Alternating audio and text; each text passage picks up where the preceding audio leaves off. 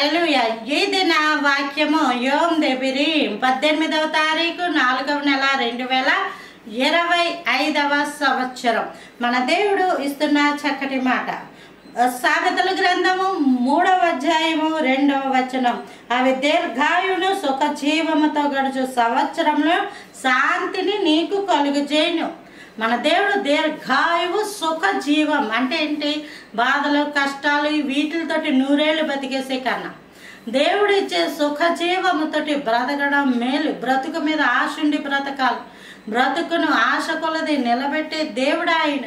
బ్రతుకుతున్నాం, ఇలాంటి బ్రతుకు ప్రభువా నీకు వందనాలు అనుకునే రోజులు రావాలి.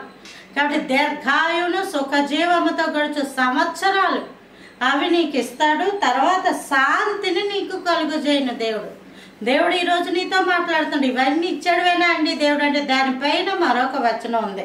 అదేంటంటే, నా కుమారుడా నా ఉపదేశంను మరువకము, నా ఆజ్ఞలను హృదయపూర్వకంగా గైకొనుము. చూసారా, దేవుడు వెళ్ళమన్నాడు, దేవుడు ఆ విధంగా ఉండమన్నాడు, ఈ విధంగా ఉండమన్నాడు అనేదో ఒక ఆర్టిఫిషియల్గా కృత్రిమంగా అలా కాదు, హృదయపూర్వకంగా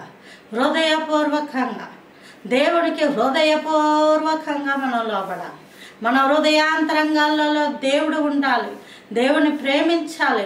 దేవుని సొంత రక్షకుడుగా అంగీకరించాలి. దేవుడే మనకి సమస్తాన్ని బ్రతుకులు బ్రతికినప్పుడు దేవుడు ఏమిస్తాడమ్మా?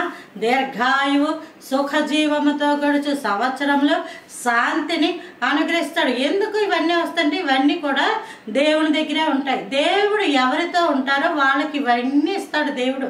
మనము దేవుణ్ణి ఆహ్వానించుకోవాలి.